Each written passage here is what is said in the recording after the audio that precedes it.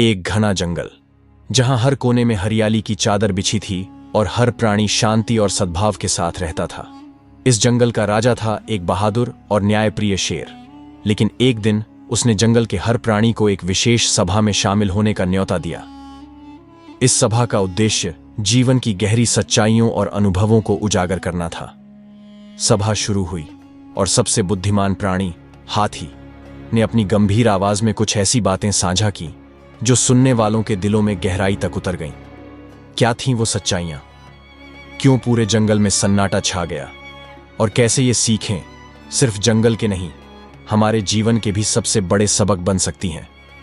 इस रहस्यमयी सफर में जुड़े रहें हमारे साथ अंत तक, क्योंकि इस वीडियो में आपको मिलेगी ऐसी सीख जो आज तक आपने कभी नहीं सुनी होगी। कहानी शुरू होती है एक जंगल से। यहां पर एक शेर जो कि जंगल का राजा था, उसने एक सभा बुलाई। सभा में सभी प्राणी इकट्ठा हुए थे। सभा के दौरान शेर ने गंभीर आवाज में कहा, आज की यह सभा केवल एक उद्देश्य से बुलाई गई है, हम सबको जीवन के उन कड़वे लेकिन सच्चे अनुभवों को समझने का मौका देना जिन्हें हम नजरअंदाज कर देते हैं। मैं चाहता हूं कि सबसे अनुभवी और ज्ञानी प्राणी अपने अनुभव साझा करें। शेर ने अपने सिंहासन से हाथी को बुलाया। एक हाथी जो अपनी बुद्धिमानी और जीवन के गहरे अनुभवों के लिए पूरे जंगल में प्रसिद्ध था, सभा के केंद्र में आ खड़ा हुआ। हाथी ने सभा में चारों ओर नजर दौड़ाई। उसकी गंभीरता ने सभी का ध्यान खींच लिया। राजन, उसने कहा, जीवन की सच्चाइयों को उजागर करना आसान नहीं है, लेकिन मैं आपके आदेश का पालन करूंगा। आज मैं आप सबके साथ 3 ऐसे अनुभव साझा करूंगा जो कड़वे हैं लेकिन जीवन का सत्य है।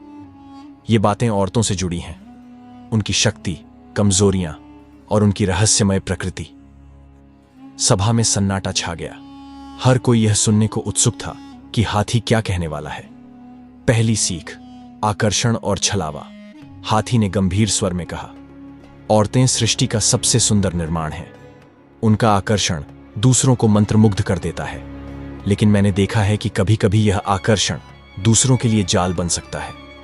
कुछ औरतें अपने स्वार्थ के लिए लोगों की भावनाओं का फायदा उठाती हैं। यह आकर्षण अगर समझदारी से संभाला न जाए तो इसे विनाशकारी बनते देर नहीं लगती। लेकिन यह केवल औरतों की बात नहीं है। हर प्राणी में अपनी ताकत का सही इस्तेमाल करने की जिम्मेदारी होती है। सभा में खुसुर-फुसुर शुरू हो गई। कुछ जानवर सहमत दिखे तो कुछ असहज हो गए। दूसरी सीख, शक्ति का दोधारी स्वभाव।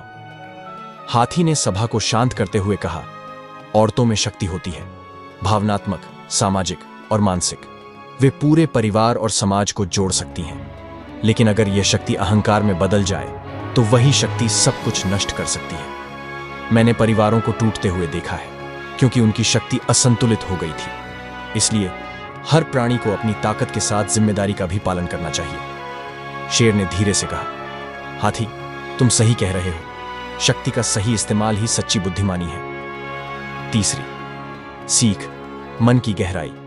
हाथी ने गहरी सांस लेते हुए कहा, औरतों का मन गहरा और रहस्यमयी होता है। उनकी भावनाएं और सोच हमेशा स्पष्ट नहीं होती। यह गहराई उन्हें खास बनाती है, लेकिन कभी-कभी यह दूसरों के लिए भ्रम पैदा कर सकती है। संवाद की कमी से रिश्तों में दूरियां आ जाती हैं। इसलिए हर रिश्ते में पारदर्शिता और संवाद सबसे जरूरी है। हाथी ने जब अपनी बात खत्म की तो पूरी सभा में सन्नाटा सा गया। पूरा जंगल गहरी सोच में डूब गया।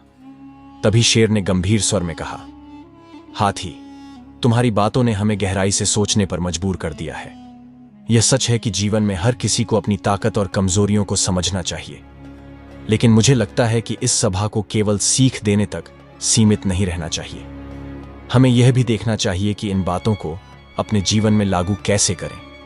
इसलिए मैं सभी प्राणियों को एक परीक्षा के लिए आमंत्रित करता हूं। जंगल के सभी जानवर शेर की इस बात से चौंक गए। राजन, यह परीक्षा किस प्रकार की होगी? एक खरगोश ने झिझकते हुए पूछा। शेर मुस्कुराया और बोला, यह परीक्षा सरल नहीं होगी। यह हर प्राणी के आत्मनिरीक्षण और धैर्य की परीक्षा होगी। मैं चाहता हूं कि आप सब अगले 7 दिनों तक उन बातों पर अमल करें जो आज हमने सीखी हैं। हर कोई यह सोचे कि वह अपनी ताकत और कमजोरियों को कैसे संतुलित कर सकता है। और 7 दिन बाद इसी सभा स्थल पर आकर अपनी सीख साझा करें। सभा समाप्त हुई और सभी जानवर अपने अपने घर लौट गए।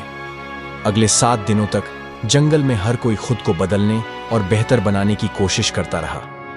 लेकिन 8वें दिन जब सभा स्थल पर सभी जानवर इकट्ठा हुए तो वहां एक अजीब सी शांति थी।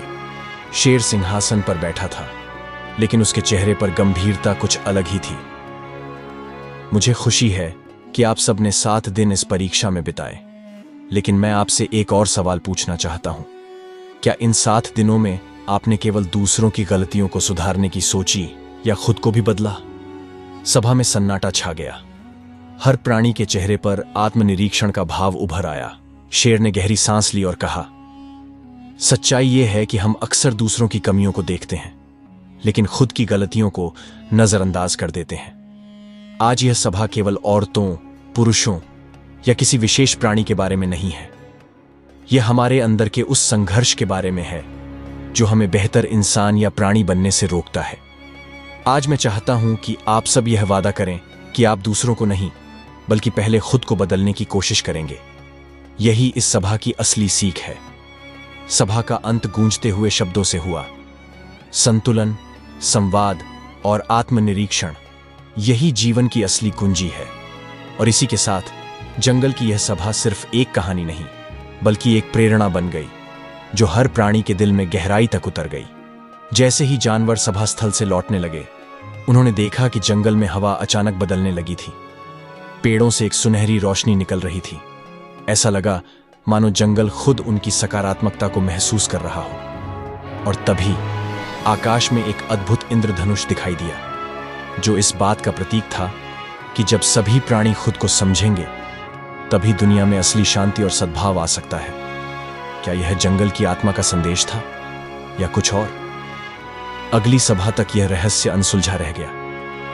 प्रिय दोस्तों, अगर इस कहानी से आपको सीखने को कुछ मिला हो तो इसे लाइक और शेयर करें।